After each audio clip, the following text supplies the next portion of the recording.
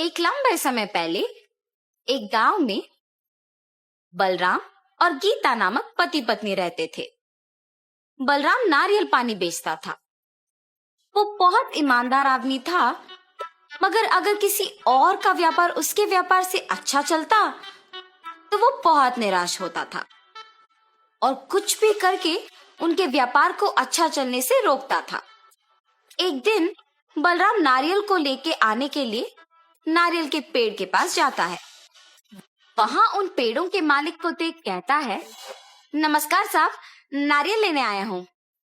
हाँ हाँ, तुम तो आते रहते हो, जितने चाहिए लेके जाओ। और ऐसे एक बंडी पे नारियल को लेके जाता है। बलराम को नारियल लेके जाना वही एक नारियल पेड़ पे बैठी एक भूत देखती है। कौन है ये आदमी? हमेशा नारियल लेके जाता है। आज मेरे निवास के पेड़ से भी नारियल लेके गया है। मुझे ये जानना है कि वो इन नारियल के साथ करता क्या है। और ऐसे उसकी बंडी पे चढ़ के उसके साथ जाती है, मगर बलराम को वो दिखाई नहीं देती है। वो उस नारियल के बंडी को एक जगह पे रोक के उन्हें बेचने लगता है। उसके पास बहुत लोग आके नारियल पानी खरीद के पीते हैं। आइए साहब आइए, मीठा पानी वाला नारियल है, साधारण के हैं और राजस्थान के भी। साधारण वाले 20 रुपए के और राजस्थान वाले 30 रुपए के, और एक बोतल होगा 60 रुपए का। ऐसे जोर जोर से चिल्लाने पर उधर से गुजरते हुए लोग सुन के उसके यहाँ नारियल पानी पीने आते थे। अरे बलराम, बड़े अच्छे नारियल दे रहे हो यार, पानी बहुत मीठा है, इसीलिए मैं हमेशा तुम्हारे ही पास आता हूँ नारियल पानी पीने। उस आदमी ने सच कहा है बलराम, मैं भी सिर्फ तुम्हारे पास आता हूँ नारियल पानी पीने। मैं बचपन से नारियल पानी का व्यापार कर रहा हूँ ना, इसीलिए मुझे अच्छे नारियल चुनना अच्छी तरह से आता है साहब। अच्छा, तो ये सबको नारियल पानी बेचता है, इसीलिए हमेशा नारियल लेके जाता है। इन सबकी बातें सुनकर मुझे भी नारियल पानी पीने का मन कर रहा है। ऐसे सोचकर वो भूत सामने नारियल पानी पी रहे आदमी के अंदर घुस जाती है और नारियल पानी का स्वाद लेती है। वाह, ये नारियल पानी तो बहुत मीठा और स्वादिष्ट है। मैं इसी आदमी के पास रहूंगी, ऐसे तो मैं हर रोज नारियल पानी पी सकती हूँ। हा हा हा। बलराम नारियल पानी बेचते हुए उसके बगल वाले होटल में बहुत लोगों का आना जाना देखता है। मैं अपने व्यापार में मग्न होके इस होटल को देख भी नहीं पाया। लगता है कि व्यापार तो बहुत अच्छा चल रहा है। कल से इसका काम तमाम करना ही मेरा काम है, तब तक मुझे शांति नहीं मिलेगी। अगले दिन होटल से एक आदमी बाहर आके नारियल पानी पीने बलराम के पास आता है। आप वहाँ पकौड़ी खा के आ रहे हैं? हाँ, वो बहुत अच्छे पकौड़ी बनाता है, मगर वो स्वच्छता से नहीं बनाता है, और इतना ही नहीं, पुराना आटा इस्तेमाल करता है साहब, इसीलिए कोई भी उसके होटल नहीं जाता है। हाँ, ऐसा है क्या? आइंदा मैं कभी उसके होटल नहीं जाऊंगा। हाँ, अब मुझे अच्छा लग रहा है। ऐसे जो भी उसके पास आता था उसे ऐसी झूठी बातें बोलकर उस होटल को जाने से रोकता था। अरे ये क्या, अचानक लोग मेरे होटल को आना बंद कर दिए।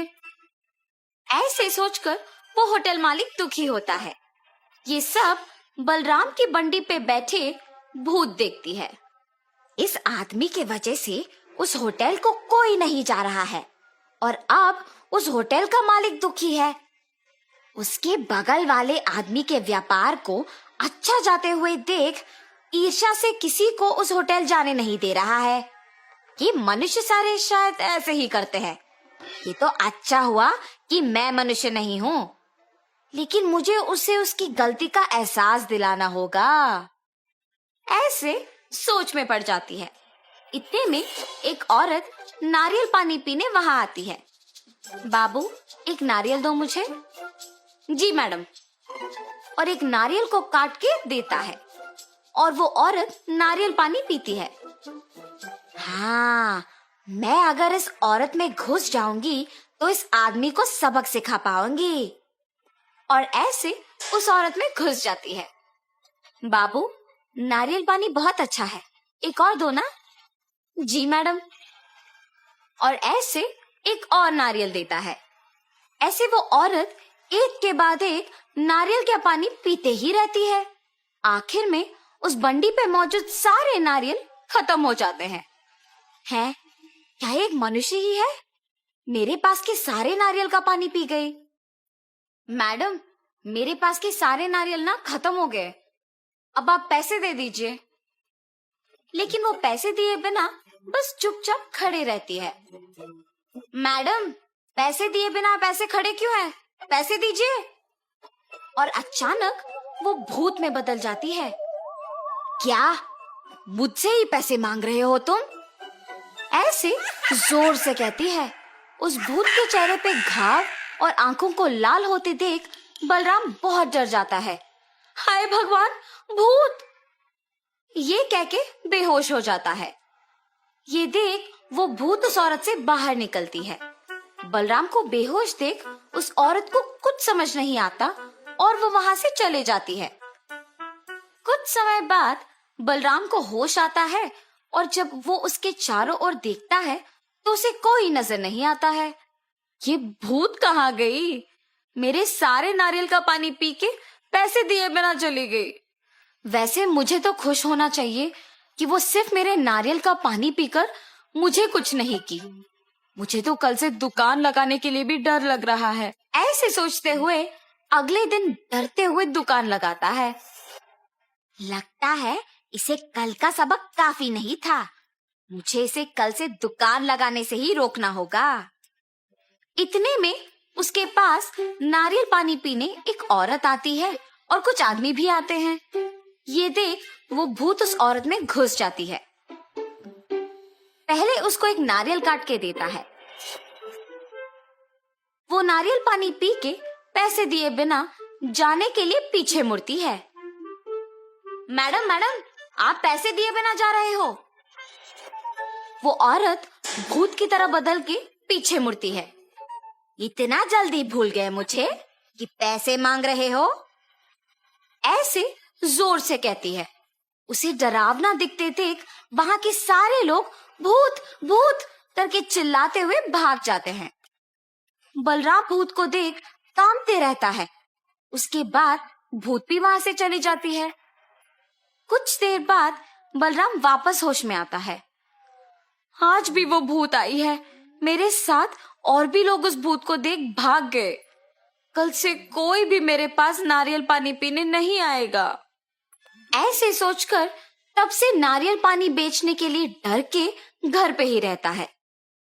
कुछ दिन बाद उसके बगल वाले होटल का मालिक बलराम का ना आना देख सभी की बातें सुनकर उसके घर जाता है। बलराम, बलराम, तुम यहाँ क्यों आए? मुझे पता है कि तुम्हारे साथ क्या हुआ। तुम निडर कल से आके वापस अपना दुकान लगाओ। तुम बहुत अच्छे हो। सबकी बातें सुनकर मुझे प्रोत्साहित करने आए हो। लेकिन मैंने क्या किया? तुम्हारे व्यापार को अच्छा चलते हुए देख ईर्ष्या से तुम्हारे व्यापार को नष्ट करने का प्रयत्न किया। मुझे माफ करो। जो कुछ भी हुआ उसे भूल जाओ।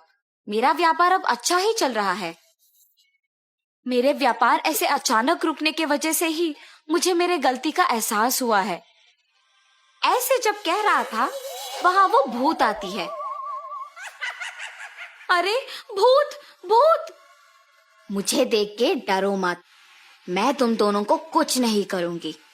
बलराम, तुम्हें तुम्हारी गलती का एहसास दिलाने के लिए ही मैंने ये सब किया है। अब जो तुम सुधर गए हो, मैं खुश हूं। अब मैं तुम्हारे पास नहीं आऊंगी। मैं अपने निवास की जगह चली जाऊंगी। ऐसे कह के वो भूत चली जाती है। अब से तुम नारियल का पानी बेचने आ जाओ। ऐसे कह के वो होटल का मालिक भी वहां से चला जाता है। तब से बलराम सबसे अच्छे से पेश आके बाकी लोगों के व्यापार से दूर रहते हुए उसके खुद के व्यापार पे दृष्टि लगा के मेहनत से काम करता है। उससे उसका व्यापार कुछ ही दिनों में विकास पाती है और वो एक बड़ा दुकान लगा के नारियल बेचते हुए अपने परिवार के साथ खुशी से रहता है। तो इस कहानी का नैतिक क्या है? दूसरों की सफलता देख ईर्ष्या से उनका काम बिगाड़ना हमें हमारे काम को दृष्टि से नहीं करने देता है और वो हमें नष्ट कर देता है। इसीलिए अपना काम ढंग से करो और दूसरों के काम में दखल अंदाजी मत करो।